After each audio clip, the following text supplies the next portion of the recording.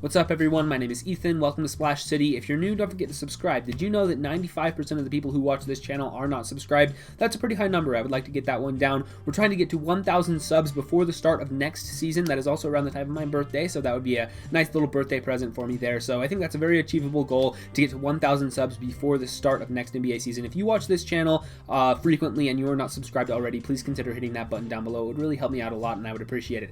And without further ado, let's get on with today's video. Today we are talking about the Denver Nuggets and their offseason plans. This is a team that it's going to be an interesting year for them, given the injury to Jamal Murray and the fact that he is going to miss most of this next regular season. He should be back in time for the playoffs. Hopefully he will be healthy by the time the postseason rolls around. I mean, there's never a guarantee, right? He could have a setback or re-injury or something, and you know, hopefully that's not the case, but you never really know. So he should be back by the time the playoffs happen, but if not, then they're looking in sort of a rough spot. But if he's there, they're probably a title contender. So a lot of their fate does hinge on Jamal Murray's health going into next year. I think there's also some moves that could be made for this roster. There was some pretty clear problems that got exposed for them this year, especially after the Murray injury. Jokic was obviously great, but I think the supporting cast could be altered a little bit. And so let's go in on the Denver Nuggets and kind of talk about what the plan is for them. And I guess the other thing I should mention before I start is that I'm recording this a couple of days early on July 18th. This is not going to go up until Wednesday, so I'm recording this about 3 days early before this one is actually going to go live. So things change quickly in the NBA. I know we already had news about Will Barton's player option broke the other day, and some other things could happen. So whenever I record a video, you know, more than 1 day early, I like to kind of give a disclaimer to people just so that they know what's going on. So a couple days early on this one, nothing should be too crazy different. But if the Nuggets make a trade or extend somebody or whatever happens by the time this video goes up, that's why things are slightly different. So let's get on with the cap sheet. So they have Jamal Murray on that big extension that he signed on his rookie contract, on the hook for 4 more seasons. I do not anticipate him going anywhere. Of course, there's always, the possibility. We kind of saw him being talked about in James Harden rumors last, when that was going on, whether or not they would trade Jamal Murray for James Harden if they were looking for an upgrade. Potentially Damian Lillard would be a thing, although I highly, highly doubt that. That would be a very valuable piece going back for any sort of superstar level trade like that. Jamal Murray is a very good player, but if you're trading for Dame Lillard or James Harden, then maybe you would want to move him, even though the age difference is significant there. But especially now that he has the ACL injury and stuff, it throws a little bit of a murky cast on his value right now. I fully anticipate he'll be able to come back and be good. ACL injuries are not usually career-ending. And he's only 24, so he's got a long time left of being really, really good, and I don't think they're going to trade him. I did want to throw in that I guess they could. It's always the possibility if they are making a move for a guy like Dame. But this team is not really in a position where they really have to go out and make a desperate trade for a superstar right now. They're not really needing to convince Jokic to stay. It seems like he's happy there, and he's got a couple of years on his deal. And it seems like they're in a good spot as a franchise, so they don't really need to swing for the fences with a big Jamal Murray trade this offseason. Maybe in a couple of years, but for now, I expect that he will remain with the team as he rehabs from his injury.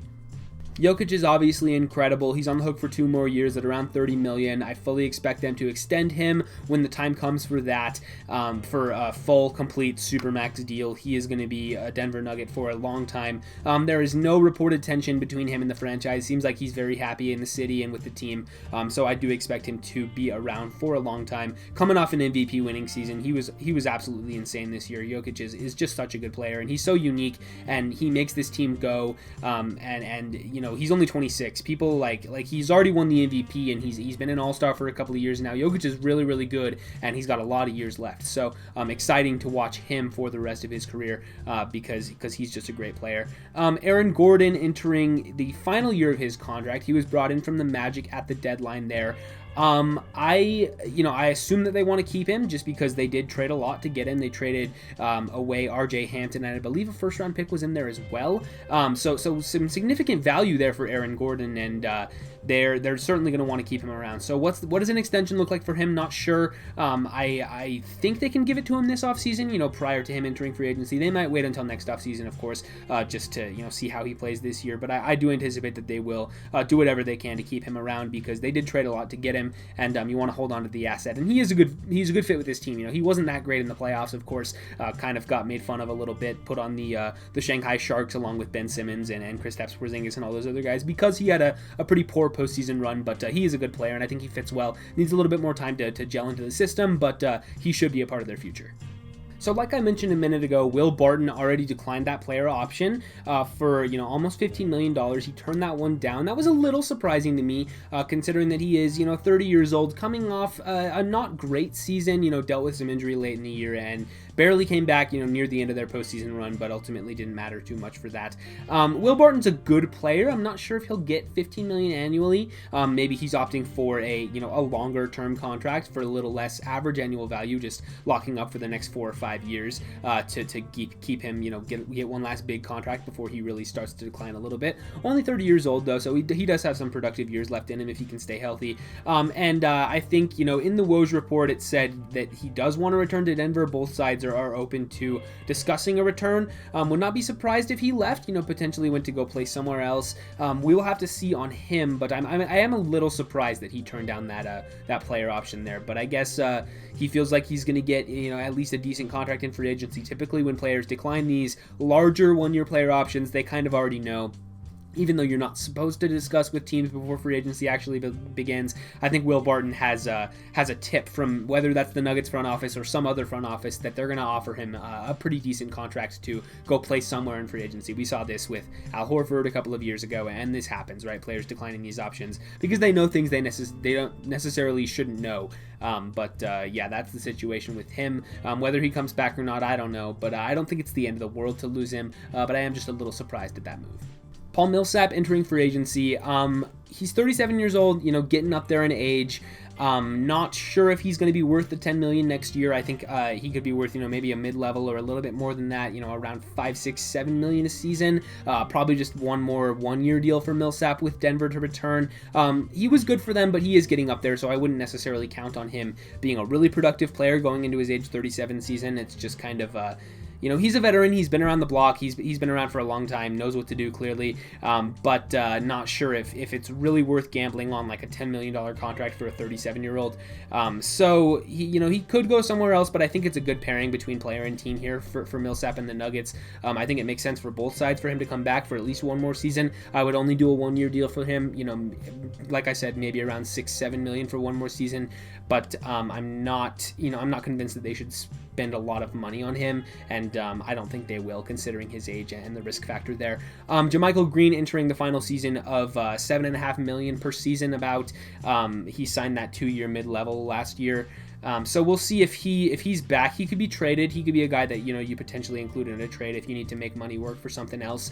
I like JaMychal Green. I think he was actually really good for them this season. At 31 years old, he's kind of proven that he can be that spark plug guy, like athletic kind of enforcer down low there at the power forward spot. I like JaMychal Green. I think that they should probably hold on to him, but like I said, if they do need to make a trade, then he would be a guy that they would probably throw in just to make money work. Him along with maybe one of the younger prospects on this roster, and then picks if they're wanting to trade for a better player.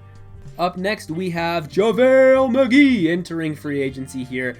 Former Shaqtin' a Fool legend. I love me some JaVale, though. I really love JaVale as a player. I think it's hilarious that he gets a chance to play for Team USA. He's actually, I think he can be good for them. I really think that he can play a role as, the lob catcher and a true center on the roster, because after Kevin Love withdrew, not like he's really a true center anymore anyway, to be honest. But JaVale is really the only guy who has the size to match up with guys down low. Obviously, Bam Adebayo is great, but he's a little bit undersized for the center position, so kind of a side tangent, but I do like what JaVale brings to Team USA, to be honest with you. I think he's better than Kevin Love at this point, to be honest. Yeah, we'll see if Denver wants to bring him back. He's 33. I think he has a spot in the league. He's not going to be out of the league next year. This is a 3-time NBA champion we're talking about here. So I hope that JaVale gets a chance somewhere in the league. I think he will. He's just a good rotation center for really any contender. He knows his role. He's not going to try to do too much, and he's gonna play within his means and get you some production at the big man spot. So we saw him do that with the Lakers a couple of years ago with Golden State when he won those 2 titles with them. JaVale is a good role player, a good rotation big. So would not be surprised to see Denver bring him back on a minimum. Potentially he goes somewhere else, signs on with another team who's in need of a big guy. But I definitely think that he will be back in the NBA next season. Facundo Campazzo is entering the second season of that deal that he signed. He found a role in the NBA. Guy out of Argentina, I think is where he's from. And he has been, in the EuroLeague for a little while, and really pesky, shorter guy who can make some nice passes, shoot a little bit, not great. But he did find a role with this Nuggets team, and they needed him this year. He was a guy who really stepped in and played a nice role for them, and was able to give them some production at the point guard spot. So I assume that he will be back on that $3.8 million salary there. He, I guess, could be a throw into a trade. You put him and JaMychal Green's money together, you could cobble together some contracts and potentially make something happen, but I would expect that he will be back with Denver because he found a role with them, and good for him for getting that opportunity. Michael Porter Jr. is extension eligible on that rookie contract. He's eligible to sign a max rookie extension. We'll see if they give him the max. My gut says that they probably will, but you can play devil's advocate there and say, well, he's had the injury concerns, obviously didn't play at all his rookie season, and was kind of hobbled by the end of this playoff run that he was on, was dealing with some back issues cropping back up again. So we will see, if that's going to be a concern for the Nuggets front office if they want to kind of hold off, maybe give him another year. He's going to be restricted next summer, so they can always just bring him back on the max then. So maybe they do want to wait a year, but given that he is so talented and he's already so good right away, I think they probably will give it to him this offseason, but that's something to watch. I don't think that there's going to be any trade talks right now, but that could be something to maybe monitor if he becomes unhappy with the way that the team's treating him and if they're being overly cautious with the injury stuff. But I do, my guess is that they'll probably give him that rookie extension this offseason. Zeke Naji is on his rookie contract. He had a pretty solid rookie year.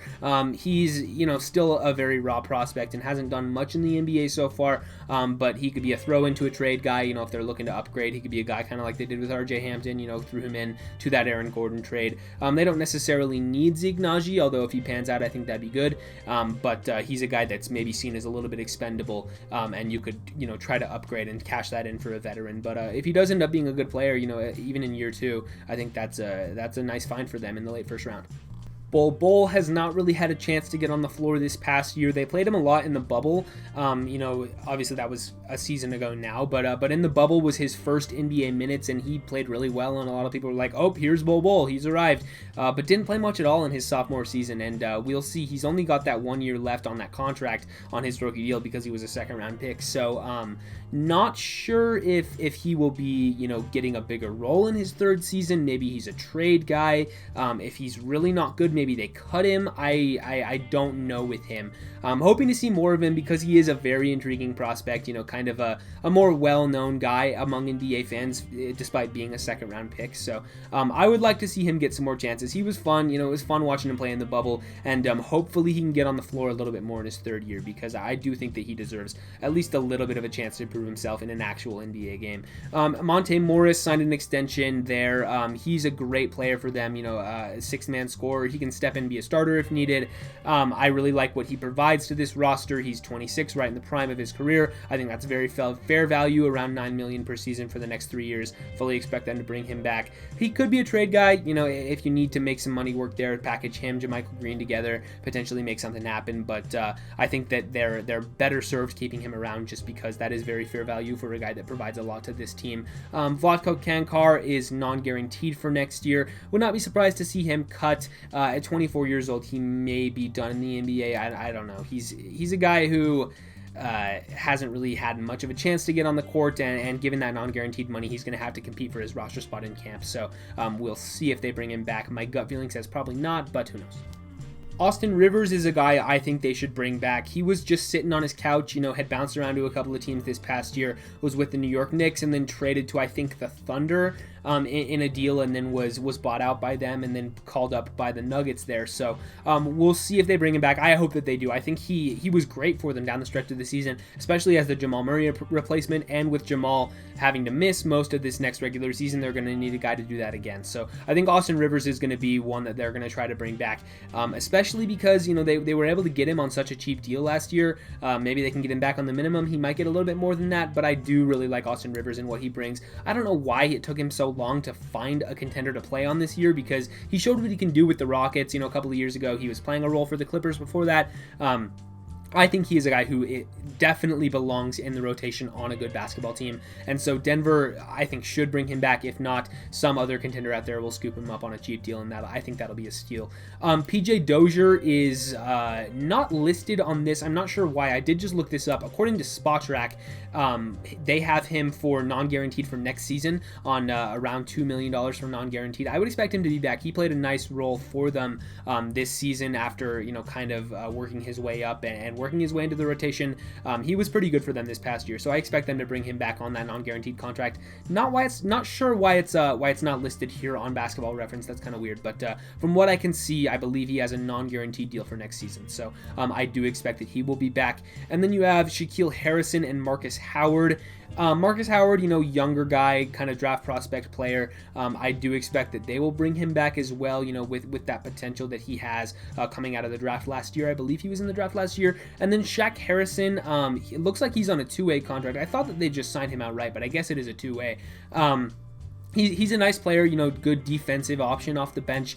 He has bounced around to a couple of teams, though, and there's a reason he hasn't latched on anywhere. So I'm 50-50 on Shaq Harrison. I don't think it's that big of a deal if they bring him back or let him go either way. So as far as moves for the offseason, I think bringing back Austin Rivers should be a big priority. He can be that, fill in at some of those point guard minutes when Jamal Murray is going to be missing for most of the season. He'll come back probably with about a month to go, maybe a little bit more than that. But we'll see. It's going to be about a 12-month recovery for him, and I believe the tear was in April.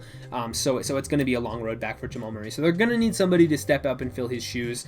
And Austin Rivers is obviously not as good of a player as Jamal Murray, but I think that he can fill some of that void, and we saw him do that for the last stretch run for them this year. Had some really talented shot making in the playoffs, and so I think that they should bring him back as well. Will Barton I think should also be a priority. Just letting Monte Morris fill in for those point guard minutes. Campazzo can also do that. I don't think they need to swing for the fences on a big trade. I mentioned including the Jamal Murray salary and a potential huge blockbuster, but I don't know if that moves out there for them this offseason, and really they don't need to. I think this team is content to just kind of keep on the trajectory they're going. Hopefully with Jamal Murray healthy and Jokic next year, they can be competing for a title again, because they proved that in the bubble last year they were in the conference finals. They're a really good roster, and I think this year had they been healthy, they would have been able to make a deep playoff run as well, but unfortunately it was kind of just not the best circumstances for them. So they do need point guard play.